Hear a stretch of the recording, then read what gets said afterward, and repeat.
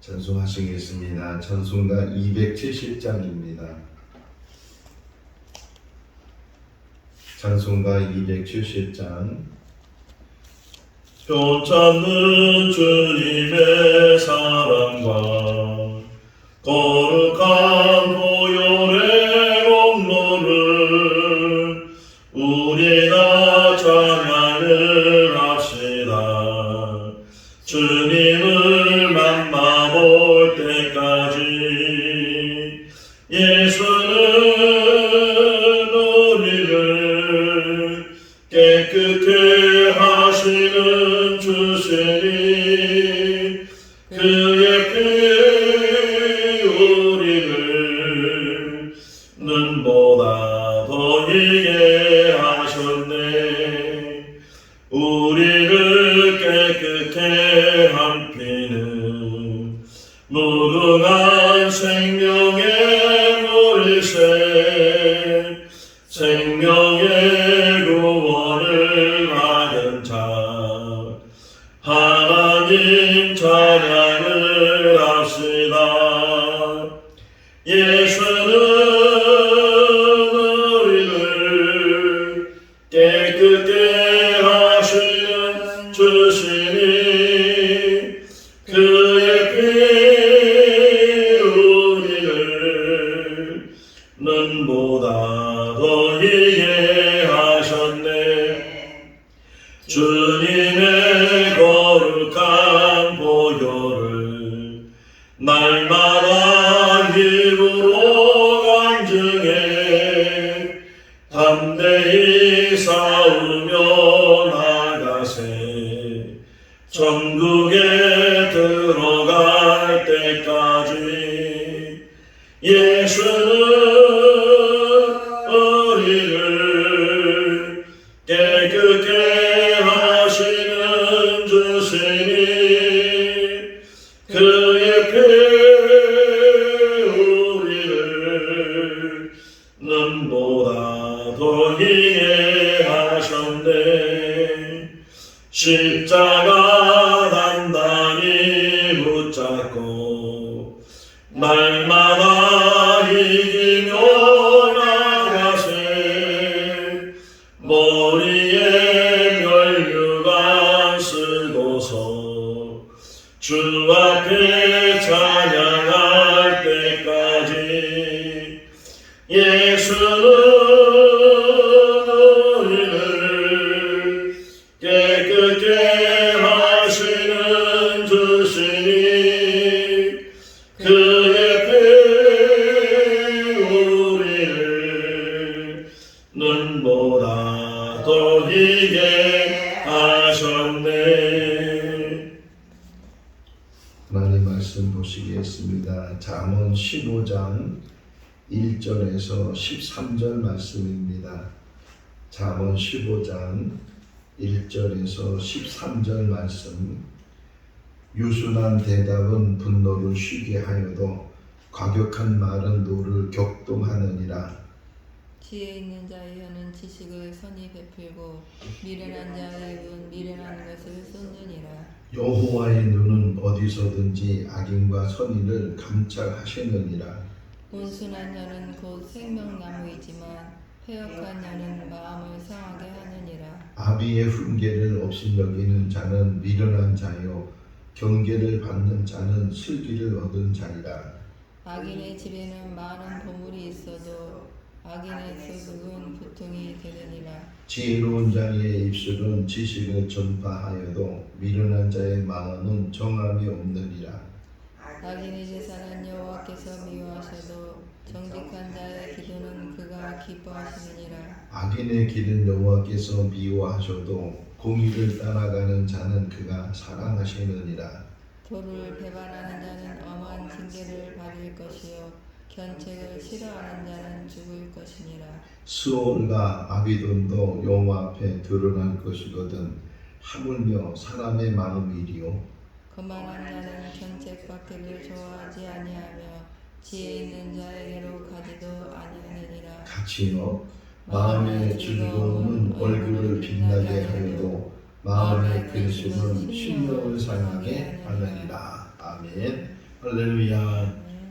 각 나라마다 속담을 가지고 있는데 뭐 속담이 공통적으로 이렇게 같이 쓰여지는 속담이 있는가 하면 또 그 나라에 독특한 속담이 있기도 하고 하는 것을 우리가 볼 수가 있는데, 속담이라는 것은 그냥 갑자기 하루아침에 생긴 것이 아니고 계속 세월이 흐르면서 그 속담이라는 단어가 이제 생겨지게 된다. 그래서 속담은 어떻게 보면 경험에서, 경륜에서, 또 지혜에서 나오는 그런 말이기도 하다라는 생각을 갖게 되는데, 우리나라에도 많은 속담이 있어요. 우리가 모르는 속담도 많이 있을 텐데, 우리가 아는 속담 중에 한 문장이 말 한마디에 뭐예요? 천냥빛을 갚는다. 그런 속담이 있어요. 말 한마디를 어떻게 하느냐에 따라서 빛이 천냥인데 그 천냥의 빛까지도 갚을 수 있고, 또 말 한마디 때문에 오히려 원수가 되고 서로 등을 돌리게 되는 그런 일들을 우리가 경험하게 된다. 제가 오늘 새벽에 일어나서 이게 인터넷이 참 우리는 너무 좋은 시대에 살아. 인터넷 들어가서 말 한마디에 천냥빛을 갚는다라는 속담을 찾아봤어요. 그러면서 그 설명 중에 하나 나오는 게 천냥이 어느 정도의 돈이냐 이렇게 설명하는 것을 보았는데, 최소한 수천만 원이라는 거예요. 그러니까 적은 돈이 아니죠. 뭐 몇백만 원도 몇십만 원도 큰 돈일 수 있는데, 수천만 원의 그 빚을 그냥 말 한마디를 통해서 갚을 수도 있다라는 그런 속담인 것을 보면서 말이 얼마나 중요한가 하는 것을 우리가 생각해 볼 수가 있어요. 우리 또 흔히 쓰는 말이고, 속담은 아니지만 흔히 쓰는 말 중에 하나가 어다르고 아다르다라는 말이 있죠. 말을 쓰는데 어를 쓰느냐 아를 쓰느냐에 따라서 그 문장이 달라지고 그 의미가 달라지고 그 말이 달라지는 것처럼 말이 얼마나 중요한가 하는 것을 우리가 또 생각해 볼 수가 있고, 저 학교 다닐 때 어렸을 때 들은 그 문장이 있죠. 아버지가 방에 들어가신다. 이 문장을 띄어쓰기를 잘못하면 아버지 가방에 들어가신다. 이렇게 말로 표현할 수 있다는, 같은 문장인데도 어디를 띄어쓰느냐에 따라서 그 내용이 완전히 달라지는 것처럼, 같은 말을 쓰는데 그 같은 말을 쓰는 그 말이 또 뉘앙스에 따라서 또 띄임기에 따라서 그 말의 의미가 또 달라지게 되는 그런 부분들도 우리가 생각해 볼 수 있고, 또 말이라는 것이 나는 정말 좋게 말하는데 선하게 말하는데 아무 악한 생각도 없이 또 어떤 나쁜 마음도 없이 말을 했는데, 듣는 사람이 그 말을 제대로 듣지 못하고 그렇게 되면 또 그 말에 오해가 생기게 되고 그 말 때문에 또 서로 이제 다툼도 일어날 수 있는 그런 것들을 보게 되면, 참 말이라는 게 얼마나 중요하기도 하고 또 얼마나 이게 두렵기도 한가 하는 것을 우리가 생각해 볼 수 있어요. 고사성어 중에 구화지문이라는 말이 있어요. 구화지문. 이 입이라는 것이 화를 일으키는 문이 된다. 구화지문 이렇게 표현하는 단어도 있는데, 그마침 이 말이라는 게 야고보서 3장에서도 너희는 많이 선생되지 마라 이렇게 권면을 해요. 왜냐면 선생이라는 직업이라는 게 말을 많이 해야 되니까. 말을 많이 하다 보면 그 말 속에 실수도 있게 되고 잘못 말하는 거 있게 되고, 꼭 목회자에게 하는 말이기도 해요. 목회자가 많은 설교를 하게 되고 이러다 보니까 그 하는 말, 자기도 무슨 말을 했는지 기억도 못할 정도로 많은 말을 하다 보니까 그 말 속에 때로는 성도들에게 아픔을 주기도 하고 때로는 그 말이 오해가 생기기도 하고, 그런 일들을 우리가 보면서 말이 얼마나 중요한가 하는 것을 우리가 생각해 볼 수 있어요. 1절 한번 읽어볼게요. 다시. 유순한 대답은 분노를 쉬게 하여도 과격한 말은 노를 격동하느니라. 대답이란 말이잖아요. 누군가 물었어요. 뭐 어떻게 묻든 그 물었을 때 그 물은 그 물음에 올바른 대답을 하고 잘 대답을 하게 되면 그 격동까지도 이제 다 무마시키게 되고, 잘 그 대답, 유순한 대답이잖아요. 그 대답을 통해서 그 모든 것들이 원만하게 잘 이루어지게 되고 원만한 관계를 갖게 되는데, 오히려 또 그 말이 과격한 말이 되면 그것이 오히려 더 큰 화를 갖게 되고 서로 이 분을 품게 되고 노를 이루게 되고, 어제 뉴스를 잠깐 들었을 때 옆집에서 이제 서로 다툼이 돼요. 우리는 층간 소음이라고 해서 늘 위층과 아래층이 소음 때문에 서로 다투는 일이 있는데, 그거는 옆집이 오래된 아파트에 살다 보니까 벽이 이제 그렇게 두껍지도 않고 그래서 소리가 다 들린다는 거예요. 옆집의 소리가 많이 들렸는데 자꾸 막 한 집에서 막 뭐 깨지는 소리가 나고 막 다 큰 소리가 나고 막 그러니까 처음에는 조용히 얘기했죠. 좀 조용히 해달라고 이렇게 얘기했는데, 여기서 그 말을 제대로 아니 내가 내 마음대로 사는데, 내 방에서 내 집에서 내 마음대로 사는데 당신은 무슨 상관이냐고 뭐 그렇게 서로 이야기하다 보면 마음이 상하게 돼요. 그것이 쌓이는 거예요.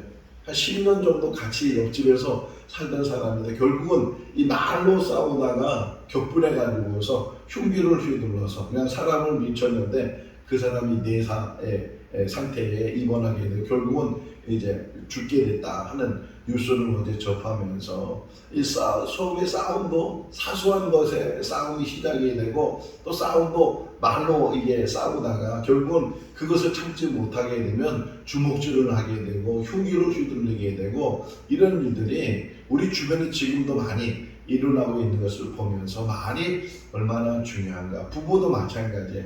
부부로 살면서 이 부부도 대화를 해야 되고 말을 해야 되는데 그 말을 우리가 잘 훈련하고 유순하게 잘 하게 되면 그러면 부부관계도 더 깊어지고 흔히 말하는 금술도 좋아지게 되고 그러는데, 이게 말 한마디 때문에 서로 상처를 줘가지고서 마음 상함을 갖게 되고 그런 일들도 가까운 사람 안에서 그런 일들을 많이 경험하게 되는데, 우리가 말의 훈련도 참 잘해야 된다 하는 생각을 오늘 이 새벽에도 다시 갖게 돼요.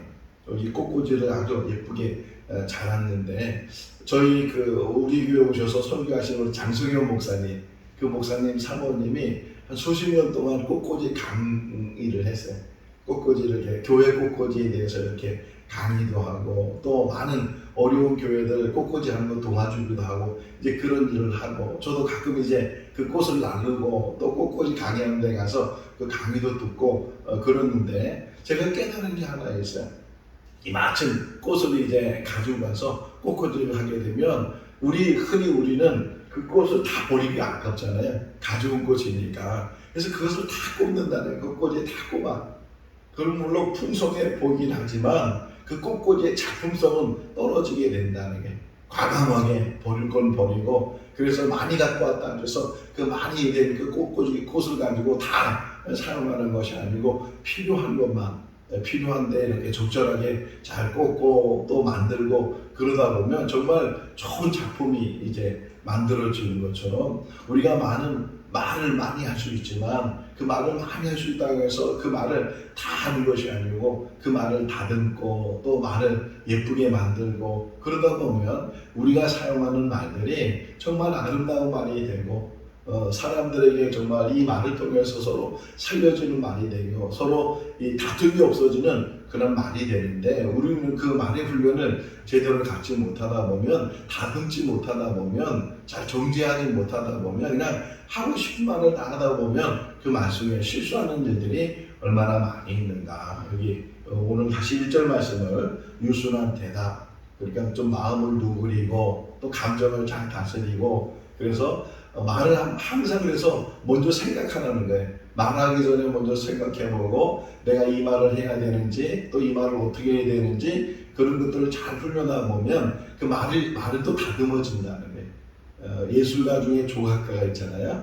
조각가들은 큰 돌덩어리를 가지고 그것을 이제 작품을 만들어야 되는데, 그 작품을 만들 때 그냥 돌덩어리인데 그걸 잘 다듬으니까 또 모양을 잘 만드니까 그것이 하나의 좋은 작품이 만들어지는 것처럼 말도 마찬가지예요. 그냥 큰 돌덩이 같은 것인데 그것을 잘 다듬으면 또 잘 이렇게 만들게 되면, 근데 그 조각가가 그것을 만들 때 아무 생각 없이 만들겠어요? 아무 생각 없이 그냥 깨고 그렇게 다듬겠어요? 먼저 다 생각을 하고, 아, 이런 모양을 만들어야겠다, 이런 작품을 만들어야겠다, 다 먼저 생각을 하고 구상을 하고, 그러고서 이제 그 작품을 만드는 것처럼 우리말도 마찬가지예요. 우리가 쓰는 이 말들, 설교도 마찬가지잖아요. 설교도 그냥 말한다고 해서 막 하는 것이 아니고 미리 준비를 하고, 주일날 설교 준비하고, 또 이 원고를 만들고 그 원고를 다듬고, 그래서 그 원고를 통해서 이제 말씀을 전하고 하는 것처럼 우리가 일상을 쓰는 말도 우리가 늘 잘 다듬고, 또 말의 깊이를 더하려면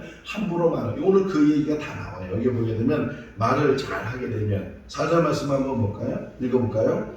온순한 혀는 곧 생명나무이지만 해역한 혀는 마음을 상하게 하느니라. 아까 우리 입은 화를 일으키는 문이 될 수 있다, 이렇게 표현한 고사성어를 말씀을 드렸는데, 이 혀에 대한 또 고사성어가 있어요. 혀는 어떤 것이냐, 자기 몸을 가르는 칼과 같다, 이런 의미를 가지고 있어요.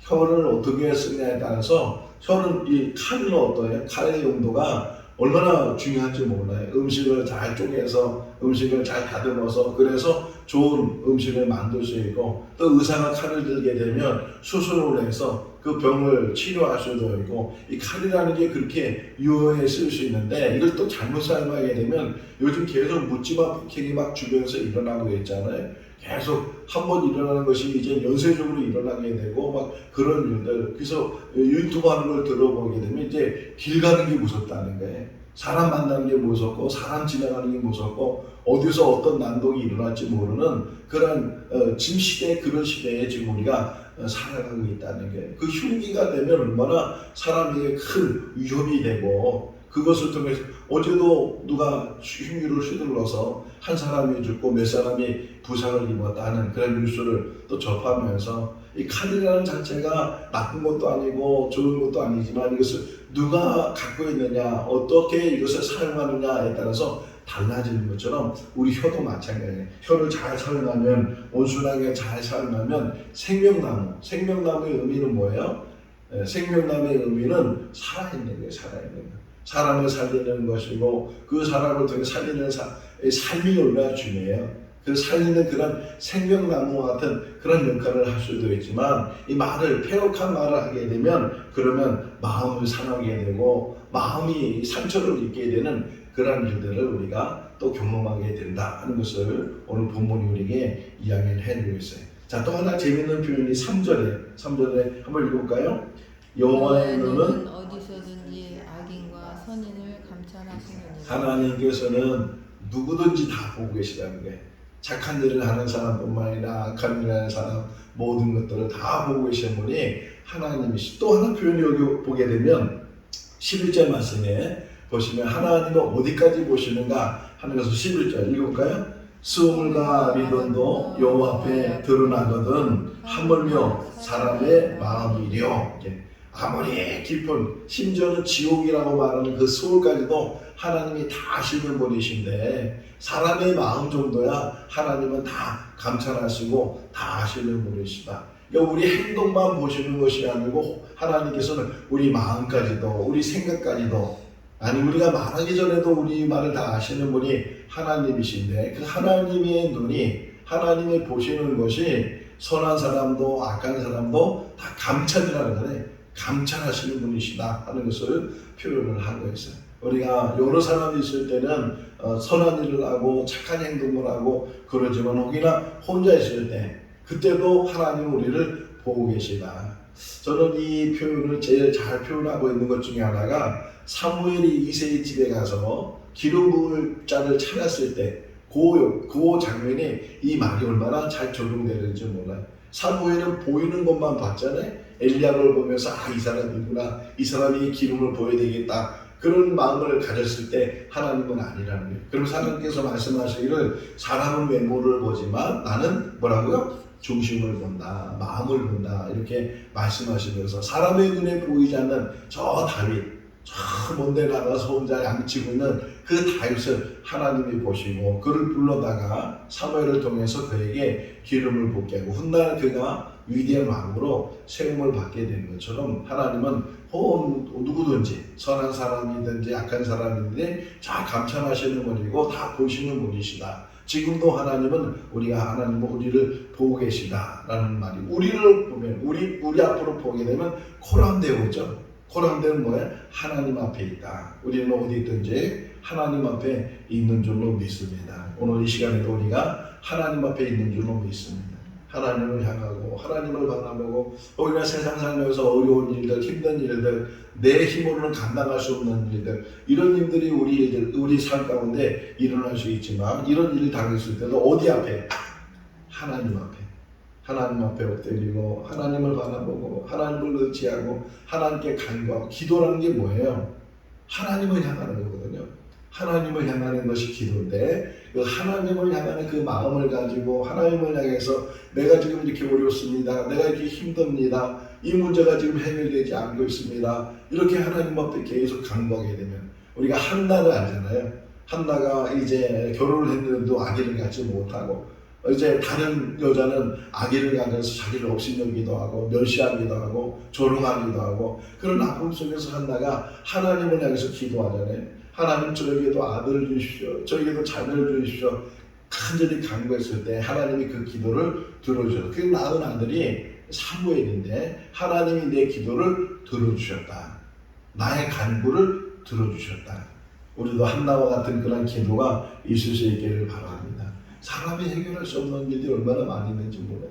근심하지 말고 걱정하지 말고 염려하지 말고 두려워하지 말고 살아계신 하나님 정말 모든 것들을 이룰 수 있는 하나님 그 하나님을 바라보고 의심하지 말고 너희가 구할 때 믿음으로 구하게 되면 받은 줄로 믿으라고 주님 말씀하시는 것처럼 우리가 기도 생활할 때 항상 조심해야 될 것 중에 하나가 뭐냐면 두 마음을 품는 것도 위험한 일이고 또 하나는 의심하는 것.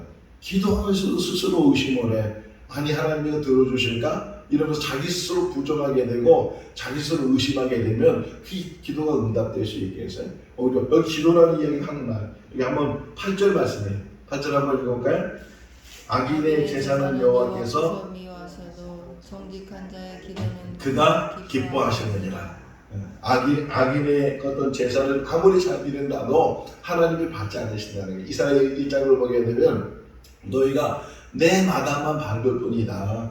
아무리 황소를 가지고 와서 제사를 드린다 한들 그 악행에서 떠나지 않고 불의에서 떠나지 않으면서 하나님 앞에 제사 드린다 그러면 하나님께서 그 제사를 받으시겠느냐. 악인의 제사는 하나님 기뻐하지 않으시지만 뭐라고요? 정직한 자의 기도를 그가 기뻐하신다. 하나님은 지금도 우리 기도를 들으시는 줄로 믿습니다.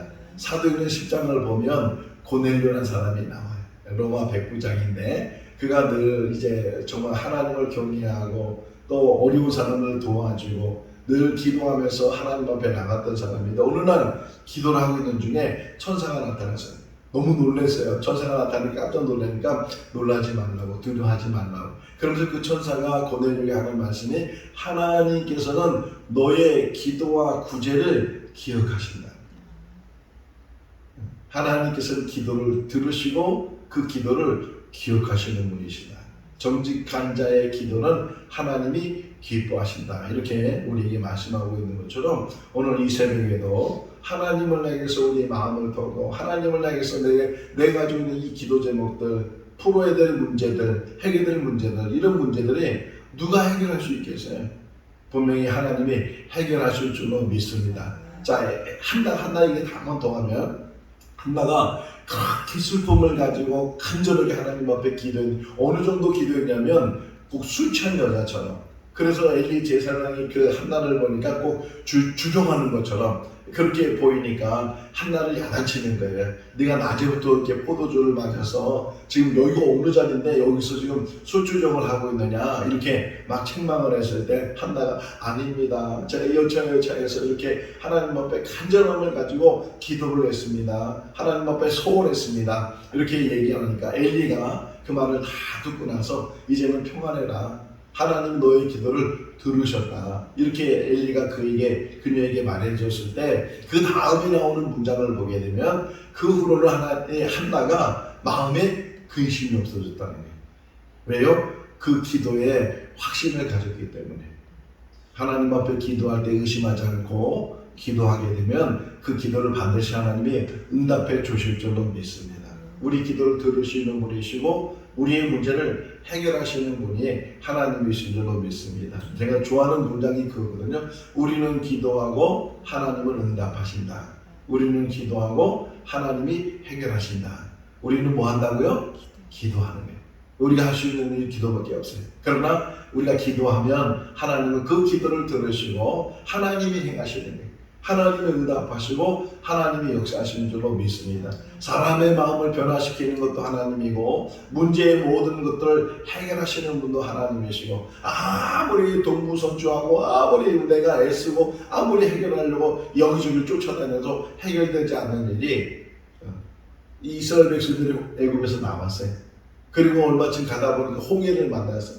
이제는 또 뒤에는 바로의 군사들이 쫓아와요. 앞에는 홍해에 가로막고 뒤에는 애굽의 바로 군사들이 쫓아오고 있는 그 상황에서 이스라엘 백성들이 막 모세를 원망하고 하나님을 원망하고 있을 때 하나님께서 모세를 통해서 하시는 말씀이 출애굽기 14장 14절 말씀에 보면 너희는 가만히 있어서 내가 행하는 것을 보라 그래요.